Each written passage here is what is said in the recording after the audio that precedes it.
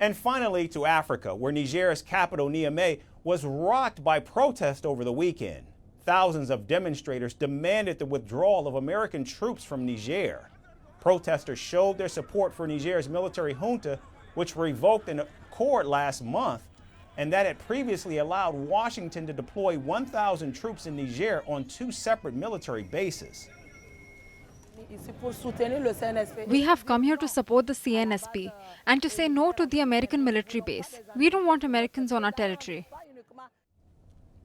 Now, anti-West protests have become a common sight in Niger since the coup last year. In fact, France was forced to withdraw its troops from the West African nation after thousands protested against Western military presence on Niger's soil.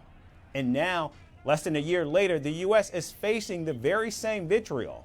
Now, France and the United States have been key security partners of Niger and other Western African nations in the Sahel region.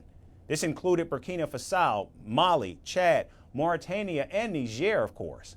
The Sahel region has been engulfed by jihadist insurgency for over 2 decades, with Washington and Paris leading the fight against the radicals for the last 10 years.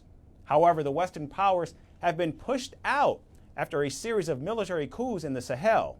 Officials in Niger say that despite allowing French and American troops to operate from their territory, the West African nation was rarely treated as an ally. Although we are a partner of France in NATO, we don't have the freedom to buy the weapons we want. Even with our own money, we didn't have access to certain types of equipment that were denied to us by our traditional partners.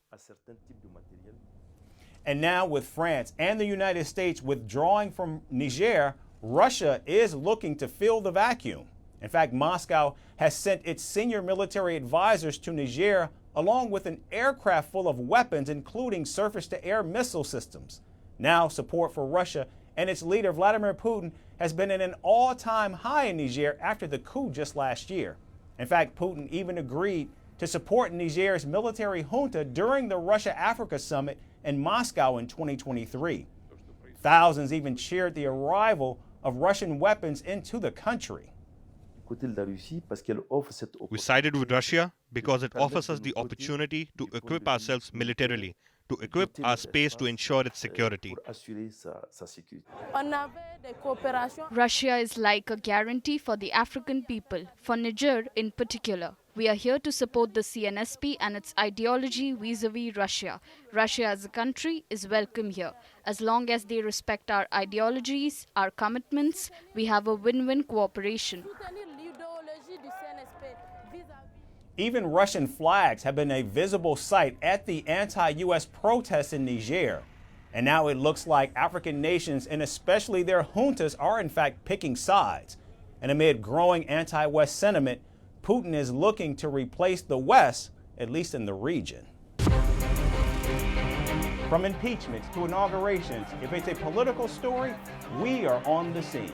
The race for the White House is heating up. We're beating Biden. How dare he say that? If it's breaking news, we're live with the latest coverage. From the White House, the State Department, and Capitol Hill, we know the issues, but above all, we know the players to bring you the latest in-depth analysis on all the key stories that we're covering. I'm Eric Ham. Join me from Washington here on First Post America.